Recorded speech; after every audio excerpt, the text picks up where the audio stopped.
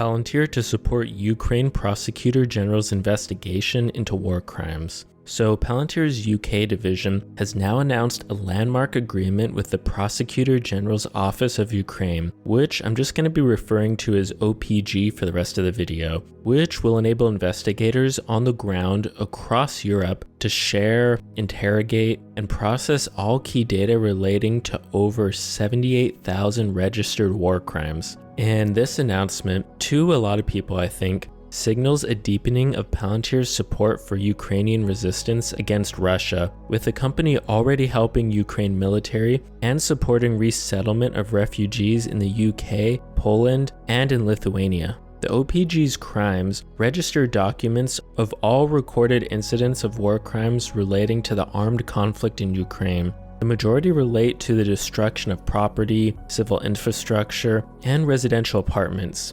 Yet, many entries on the register will be uploaded to Palantir's software and fused with an array of case data. So I think it's best to look at this partnership as a representation of the European-wide initiative spearheaded by Palantir employees based in Europe, which will support the OPG's investigation into two anchor cases. One centered on the crime of aggression, focusing on Russian senior leadership who made the critical decisions, and the other one on the crime of genocide, which will cover more widespread and systematic attacks. Alright, so let's look at the capabilities and tasks that the software is going to enable. The integration of open source intelligence and satellite imagery to construct a virtual map of war crimes evidence. Examples include evidence confirming the presence of Russian equipment in the proximity of crime scenes, witness statements given by victims to officials at the borders of countries who are helping to resettle refugees, photographs, and videos uploaded to social media by Ukrainian citizens.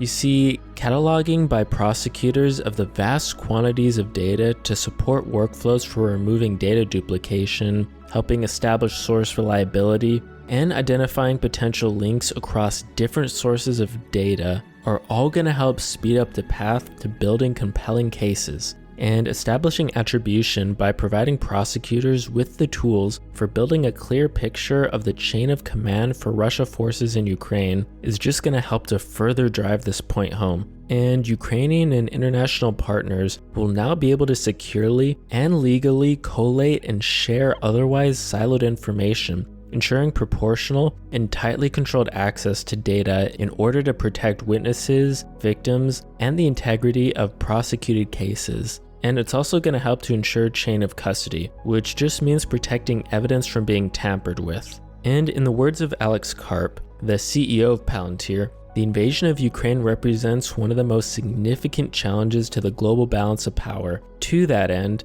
the crimes that are being committed in Ukraine must be prosecuted. Software is a product of the legal and moral order in which it is created, and plays a role in defending it. We have built platforms to navigate the vast amount of sensitive data required for the prosecution of war crimes, and we are proud that our software is now being deployed in Ukraine to defend the West. So, in my opinion, whatever your thoughts on the Russian-Ukraine conflict are, I think this just goes to show that Palantir's software can truly be used in just about any kind of conflict imaginable, which makes it both extremely useful, practical, and of course, adaptable. And at the end of the day, analyzing this amount of evidence would literally be impossible without modern IT solutions, which is why I think it's important to take a moment just to appreciate Palantir's truly best-in-class data analysis software.